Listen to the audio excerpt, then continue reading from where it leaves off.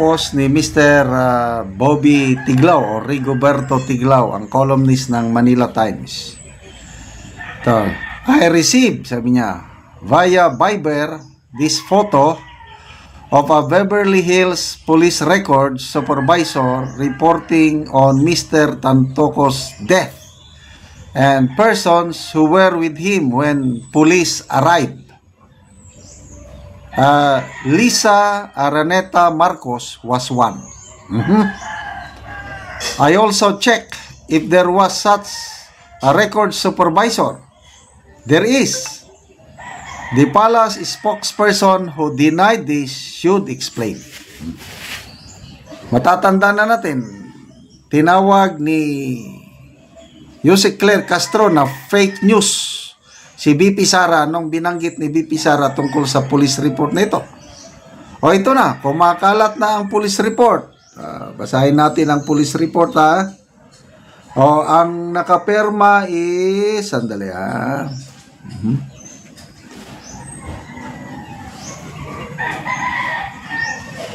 O may record supervisor. Okay, basta ito. Maliliit.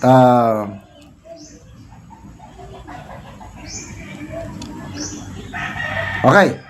Officers entered room and observed hotel security performing chest compression on subconscious male subject.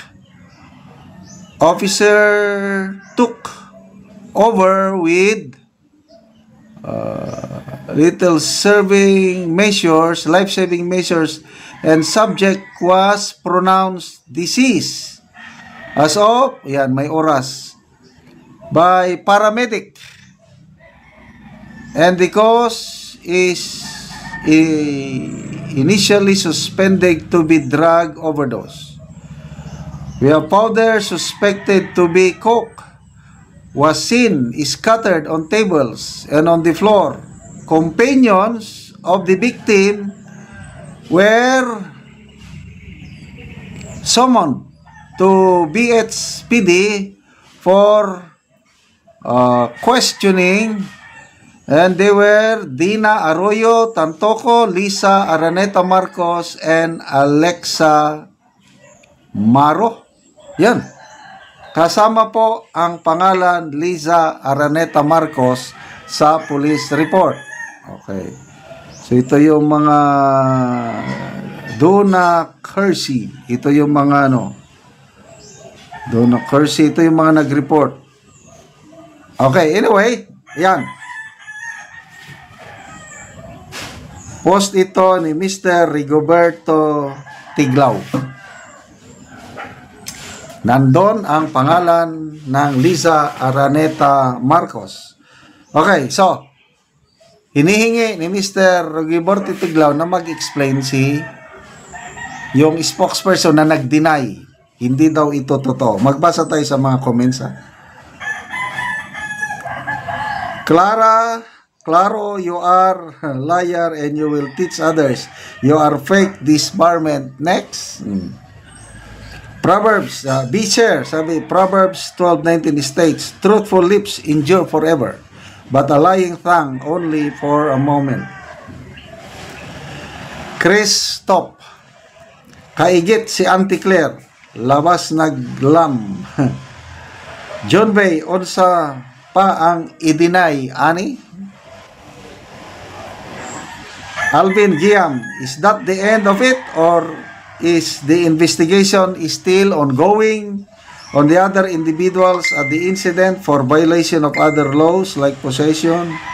Nowhere to hide, Auntie Claire, na corner na si Blanc. Okay, so kumusta? Meron na bang palace briefing? Sandali ha, hindi ko pa nag-check. Pati si EID ready. Okay, sandali. Chine-check up pa natin kung wala akong na-monitor. Wala akong na-monitor kung mayroong palace briefings ang palasyo tungkol dito. Tinitingnan ko ba? Parang wala eh. Meron ba kayong napanood na palace briefing ni Jose Castro tungkol nito? Wala talaga. Wala. Usually, halos every day, nagpapalas briefing sila, lalo na Monday. So, ito, napakalaking issue ito na sumabog. Ang nagtatanong, may mga nagtatanong, yung timing ba ng paglabas sa report ng medical examiner, itinaon na papunta na sa US si Pangulong Bongbong Marcos, this 7 days from now. Kaya maraming haka-haka sino ba to? Si General De Leon, yung post niya. Ano ba ito? Baka mamaya, yung maintindihan ko sa post niya, baka mamaya hawak na tayo sa liig. Dahil sa nangyaring ito. Kung ano-ano na lang ang idikta. Pagsasabihin ng US government, oo na lang daw ng oo dahil sa pangyayaring ito. So, nako-compromise ang ating national security. So sana magpaliwanag.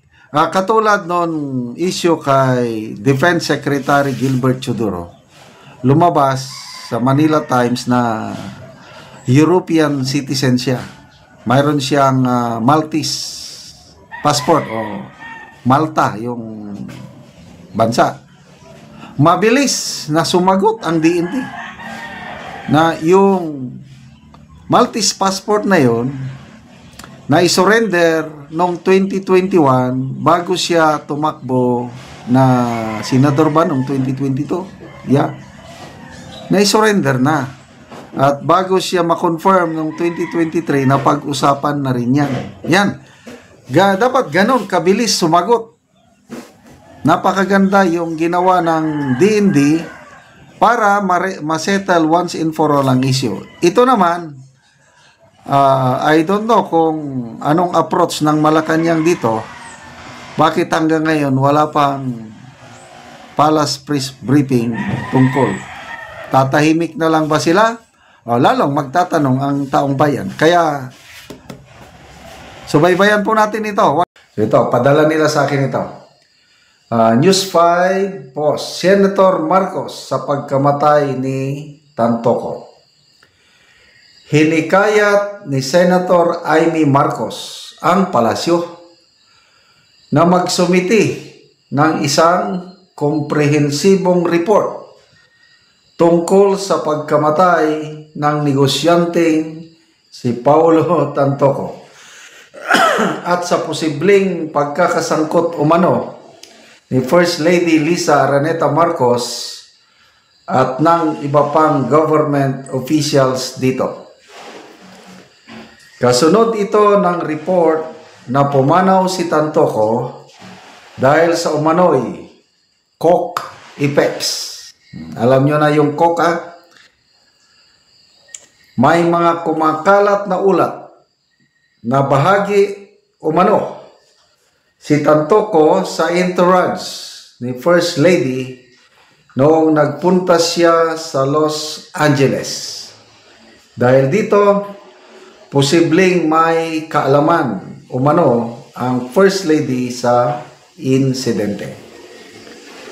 Humihingi rin ng clarification si Senator Marcos sa kinaroroonan ng First Lady noong mangyari ang insidente at official records tulad ng medical examiner's report para pabulaanan ang mga ulat. Okay, so ito na. Delikado na. Nakialam na ang super ate ng Pangulo. Kagaya ng ginawa niya sa pagkidnap ni kay PRRD at ginawa niya ng investigation report, investigation hearing pala, Senate hearing, o yun, may nakasuhan, 5. Kaya Ang iba dyan, gustong maging ombudsman. So ito, ano ba ang pangunahing layunin ni Senator Amy nga humingi ng report? Of course, para malinawan. I don't know kung ang monitor ko as of 5 o'clock kaninang hapon, wala pa ring press con si Yusek Claire Castro. So bakit bigla silang tumahimik sa bagay na ito? So, napakagandang development ito at mismo na ang super ate ng Pangulo ang nagsalita tungkol nito. At dapat lang talaga na malaman natin ang katotohanan kasi government activity yung nangyari. Yung lakad ng entourage ni First Lady, official trip, gastos ng taong bayan. So, hindi pwedeng tatahimik na lang. Karapatan nating mamamayan na malaman ano pa talaga ang nangyari. Kaya, to me, welcome development itong, anong tawag dito, pakikisawsaw. Sinong ibang senador na makakaya nito? Be? Yung 24 senators ngayon, na nakaupo, meron bang matapang? May balls na magsabi sa Malacanang na mag-submit kayo ng report? Sige nga. Si super ate lang. Kaya ako, pamilya ko, mga kaibigan ko, hindi kami nagkamali na binutuhan namin si Senator Amy. Hindi nagkamali si VP Sara na nag-endorse sa kanya. Kasi pagdating sa mga bagay na ito, hindi nila talaga, excuse me, hindi nila mapipigilan ang super ate. Nagmana talaga sa kanyang ama. Ito ang tunay na Marcos. So, ano kaya ang reaksyon na naman dito ng Malacanang, lalo na si Auntie Claire? So, marami nang sasagutin ni Yusek Claire Castro. Matindi ito. Panawagan na mag-submit ng report. Magbasa tayo